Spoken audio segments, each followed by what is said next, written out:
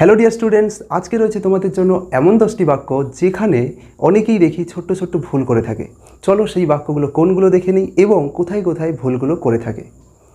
প্রথম বাক্য দেখতে পাচ্ছ তোমরা, এখানে রয়েছে the man is enough poor, লোকটা যথেষ্ট গরিব।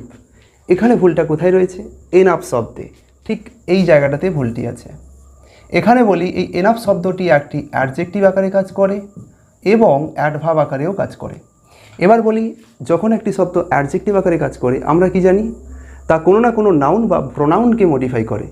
কিন্তু যখন একটি শব্দ অ্যাডভার্ব আকারে কাজ করবে তা কাকে মডিফাই করে? কখনো ভার্বকে, কখনো অ্যাডজেক্টিভকে, কখনো আবার কোনো অ্যাডভার্বকে। তো এখানে দেখে নেব এই এনাফ শব্দটি অ্যাডজেক্টিভ আকারে নাকি অ্যাডভার্ব আকারে কাজ করছে।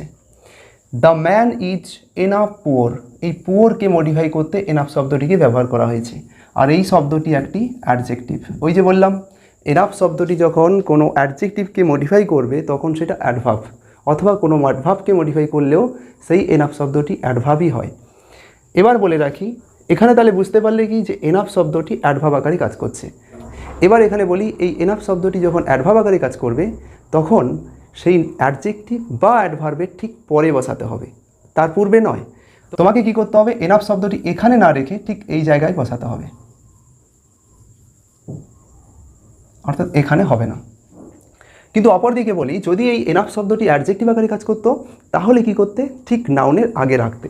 একটা এক্সাম্পল আমি দিচ্ছি। ধরো বলতে পারি, আই হ্যাভ নট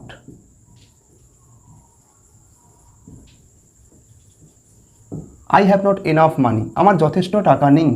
এই এনাফ শব্দটি একটি নাউনকে মডিফাই করতে ব্যবহার করেছি, তাই এখানে এটা অ্যাডজেক্টিভ আকারে কাজ করছে, যার জন্য মানি বা নাউনের পূর্বে কিন্তু রাখা হয়েছে। কিন্তু যখন এই এনাফ শব্দটি অ্যাডভার্ব আকারে কাজ করবে তখন কি করবে? সেই অ্যাডজেক্টিভ বা অ্যাডভার্বকে মডিফাই করবে, আর ঠিক সেই অ্যাডজেক্টিভ বা অ্যাডভার্বের পরে তোমাকে এনাফ শব্দটিকে বসাতে হবে। আশা করি তোমরা এই বাক্যটি বুঝতে পারলে। নেক্সট কি বলা হচ্ছে?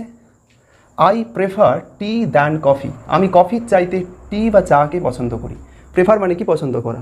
দ্যান আমরা জানি কি কোথায় থাকে? একটা কম্পারেটিভ ডিগ্রিতে, কিন্তু এটা ব্যতিক্রম। মনে রাখবে, প্রেফার শব্দটি কখনো দ্যান শব্দকে নেয় না। দ্যান না নিয়ে কি নেয়? এখানে নিয়ে থাকে টু। ওকে, তাহলে হবে কি? I prefer tea to coffee. আচ্ছা, নেক্সট কি বলা হচ্ছে? 3 নম্বর বাক্যে বলা হচ্ছে, we went to school by foot, আমরা পায়ে হেঁটে স্কুলে যেতাম। এখানে ভুলটা আছে এই বাই বলে প্রেপোজিশনের ব্যবহারে। এখানে বাই না হয়ে এখানে হবে অন। এবার বলি, যখন পায়ে হেঁটে কোথাও যাবে তখন কিন্তু সবসময় অন ফুট হয়, বাই ফুট হয় না। তবে হ্যাঁ, যদি তুমি ট্রেনে করে বা বাসে করে কিংবা জাহাজে করে গিয়ে থাকো কোথাও, সেক্ষেত্রে তুমি কিন্তু অন না করে বাই করবে, বাই ট্রেন, বাই শিপ অথবা বাই বাস। নেক্সট কি বলছে? নেক্সট বলা হচ্ছে, he jumped into the rock, সে লাফ দিয়েছিল পাথরের ওপরে বা শিলার ওপরে। একটা শিলাখণ্ড, তার উপরে লাফ দিয়ে দিয়েছে।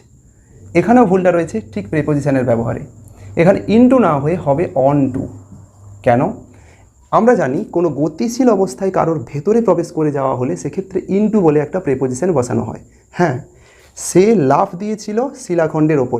হ্যাঁ, গতিশীল অবস্থায় তো যাচ্ছে কোথাও, কিন্তু তুমি এটা তো বলো যে শিলাখণ্ডের ওপরে যখন লাফ দিচ্ছে সে মানুষটা, সে কি শিলার ভেতরে বা পাথরের ভেতরে ঢুকে যেতে পারবে?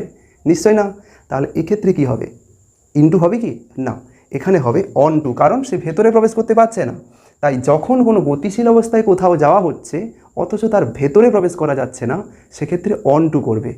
কিন্তু উল্টো দিকে যদি বলা হতো যে সে লাফ দিয়েছিল পুকুরে, অর্থাৎ এখানে রক না থেকে যদি বলা হতো পন্ড, তাহলে কিন্তু বাক্যটি ঠিক ছিল। He jumped into the pond, সে পুকুরে লাফ দিয়েছিল, কারণ পুকুরে যখন লাফ দিচ্ছে সে জলের ভেতরে প্রবেশ করে যাচ্ছে, সেক্ষেত্রে ইনটু করব।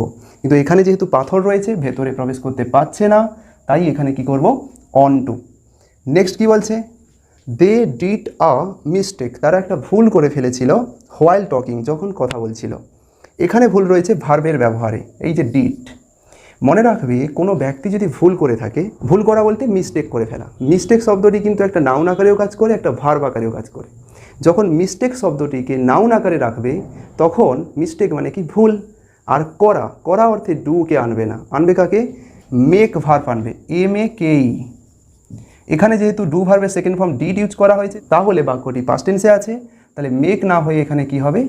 মেট হবে, MADE, মেক ভার্বের second form. They made a mistake while talking. হ্যাঁ, এই মেকের ব্যবহার করতেই হতো না যদি বাক্যটি এখানে তুমি কি করতে, মিস্টেককে ভার্ব আকারে রাখতে। তখন করতে কি, দে মিস্টুক হোয়াইল টকিং। মিস্টুক মিস্টেক ভার্বের পাস্ট ফর্ম, কিন্তু যেহেতু মিস্টেক শব্দটিকে নাউন আকারে রেখেছি তাই আমার আরও একটা ভার্বের প্রয়োজন হচ্ছে। সেক্ষেত্রে ভার্বটা কাকে নিয়ে আসবে, মেক ভার্বকে, ডু ভার্বকে নয়। আশা করি তোমরা এই জায়গাটাতে বুঝতে পারলে।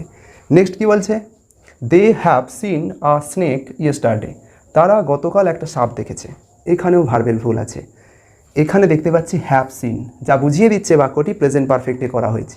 কিন্তু মনে রাখবে, একটা বাক্যে যখন ইয়েস্টারডে শব্দ থাকবে, অথবা এগো বলে কোনো শব্দ থাকবে, অথবা লাস্ট বলে কোনো শব্দ থাকবে, অথবা দ্য প্রিভিয়াস বলে কোনো শব্দ থাকবে, তখন কিন্তু কোনো দিনই প্রেজেন্ট পারফেক্টে রাখবে না, সেটাকে রাখবে কি, পাস্ট ইনডিফিনাইট টেন্সে। তাহলে যদি পাস্ট ইনডিফিনাইট টেন্স হয়, আমরা জানি কি পাস্ট ইনডিফিনাইট টেন্সে মেন ভার্বের সেকেন্ড ফর্ম ইউজ করা হয়। তাহলে এখানে হ্যাভ সিন না হয়ে হতো কি, সি ভার্বের পাস্ট ফর্ম স।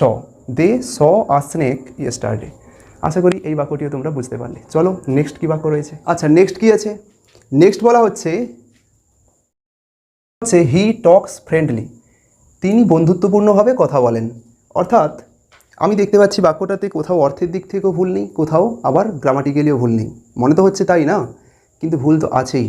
ভুলটা আছে ফ্রেন্ডলি শব্দটিতে। আমরা জানি কোনো শব্দের শেষে এলওয়াই থাকলে সেটাকে অ্যাডভার্ব অফ ম্যানার বলা হয়, আর এই অ্যাডভার্ব অফ ম্যানার একটা ভার্বের গুণ বিচার করে। এখানে দেখতে পাচ্ছি হি টক্স ফ্রেন্ডলি, তিনি বন্ধুত্বপূর্ণভাবে কথা বলেন। এই ভার্বের দোষ গুণ বিচার করছে এই শব্দটি, তাহলে ভুল তো থাকার কথা নয়। কিন্তু এটা কি জানো, ফ্রেন্ডলি শব্দটি অ্যাডভার্বই হয় না, এই শব্দটি সম্পূর্ণ একটা অ্যাডজেক্টিভ। হ্যাঁ, ঠিকই শুনতে পাচ্ছ, এই শব্দটি একটি অ্যাডজেক্টিভ। তাহলে এই টক ভার্বকে যদি আমি মডিফাই করাতে এই ফ্রেন্ডলি শব্দটিকে ব্যবহার করতে হয়, আমি তাহলে কি করব, এটিকে অ্যাডভার্বিয়াল ফ্রেজ আকারে ইউজ করব। এই ফ্রেন্ডলি শব্দের জায়গায় আমাকে রাখতে হবে কি, ইন আ ফ্রেন্ডলি ম্যানার।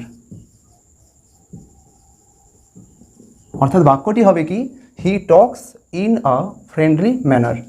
আশা করি তোমরা এই জায়গাটাতে বুঝতে পারলে। তবে হ্যাঁ, এটাও আর একটা কথা মনে রাখবে যে শব্দের শেষে এলওয়াই থাকলেই কিন্তু অ্যাডভার্ব হয় না, সেটা কখনো নাউনও হতে পারে, আবার অ্যাডজেক্টিভও হতে পারে। যেমন যদি বলি হুগলি, হুগলির শেষে এলওয়াই থাকে, তাই বলে কি তুমি অ্যাডভার্ব ভাববে? ওটা একটা প্রপার নাউন। যেমন এখানে এলওয়াই আছে, এটা একটা অ্যাডজেক্টিভ। নেক্সট কি বলছে, go to home as soon as possible. যত তাড়াতাড়ি সম্ভব বাড়ি চলে যাও। এখানে ভুলটা আছে এই টুতে, এই টু এখানে হবে না। কেন হবে না? আমরা জানি কি একটা প্রেপোজিশন, এই টু একটা প্রেপোজিশন। আমরা জানি কি একটা প্রেপোজিশন কার পূর্বে বসে, নাউন বা প্রোনাউনের পূর্বে বসে। কিন্তু এই হোম শব্দটির পূর্বে তো রেখেছিলাম, কিন্তু এটা কি জানো, হোম কোনোভাবে কিন্তু নাউনও নয়, প্রোনাউনও নয়, এখানে কাজ করছে অ্যাডভার্ব আকারে। তাহলে অ্যাডভার্বের আগে তো কোনো দিন প্রেপোজিশন বসবে না। হ্যাঁ, এখানে তাহলে go home as soon as possible এই বাক্যটি কারেক্ট। কিন্তু আমি এই হোম শব্দটিকে যদি নাউন আকারে ব্যবহার করি, তখন কিন্তু তার পূর্বে টু থাকবে। তবে হ্যাঁ, এই হোম শব্দটি আবার নাউন আকারেও কাজ করে, তখন কিন্তু তার পূর্বে টু থাকবে। সেটা আবার কখন? হোম শব্দটি নাউন আকারে কাজ করবে তখনই যদি তার পূর্বে কোনো পজিটিভ অ্যাডজেক্টিভ কিংবা পজিটিভ নাউন থাকে।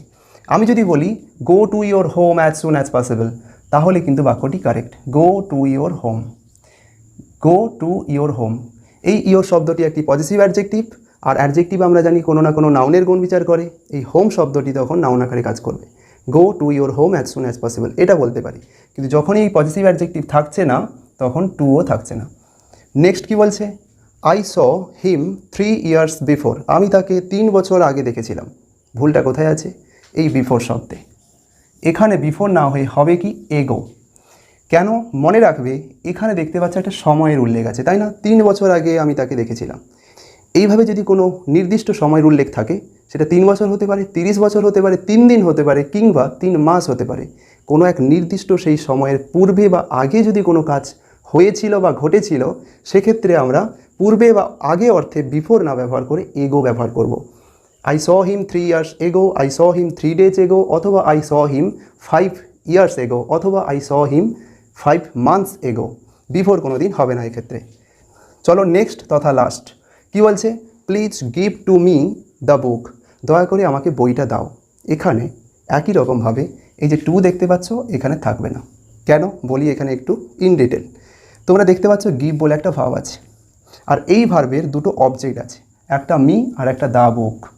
অবজেক্ট মানে আমরা জানি কি কর্ম বলা হয়। এই অবজেক্ট দুটো ধরনের হয়ে থাকে, একটা ডাইরেক্ট অবজেক্ট আর একটা ইনডাইরেক্ট অবজেক্ট। কী করে বুঝবো?